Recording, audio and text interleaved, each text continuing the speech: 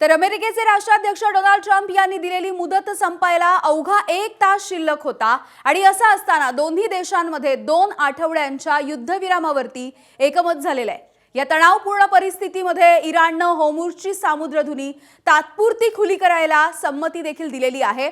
अमेरिकेच्या पुढे 10 अटी देखील त्यांनी मांडलेल्या आहेत। नेमक्या काय अटी आहेत इराणच्या जाणून घेऊया। तर आपण बघतोय शस्त्रसंधीसाठीच्या इराणच्या या अटी आहेत। अमेरिका हल्ले करणार नाही अशी इराणने ही पहिली अट अमेरिकेच्या समोर ठेवली आहे। होर्मुझवरती इराणचाच ताबा असेल ही दुसरी एक महत्त्वाची अट आहे। बघूयात पुढची अट नेमकी काय आहे। इराणचा अण्वस्त्राचा कार्यक्रम असा सुरू राहील ही आणखी एक महत्त्वाची अट खरं तर या 10 अटींमध्ये इराणने घातलेली दिसते।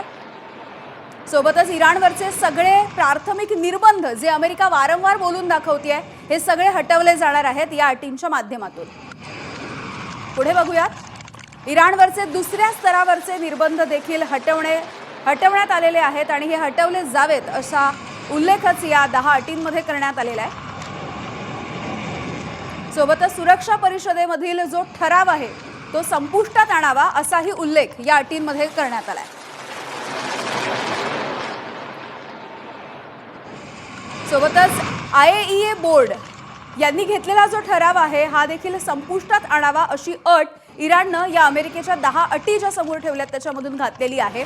आणि इराणला अमेरिका या युद्धामध्ये जे जे काही नुकसान करण्यात आलेलं आहे या सगळ्याची भरपाई देईल अशी एक महत्त्वाची अट देखील यामध्ये घालण्यात आली आहे। अमेरिकेचे जे सैन्य वेगवेगळ्या ठिकाणी पेरण्यात आलेलं आहे ते सैन्य माघारी घेतलं जाईल। तर अशा वेगवेगळ्या अटी आहेत आणि सर्व आघाड्यांवरचे अगदी संरक्षणार्थ देखील युद्ध समाप्त झालेलं आहे असं देखील अट या एकूणच्या 10 अटी मांडण्यात आल्यात यामध्ये घालण्यात आली आहे। त्यामुळे या सगळ्या 10 अटी खरं तर समोर ठेवण्यात आलेल्या होत्या। यापैकी आपण काही अटी बघत होतो।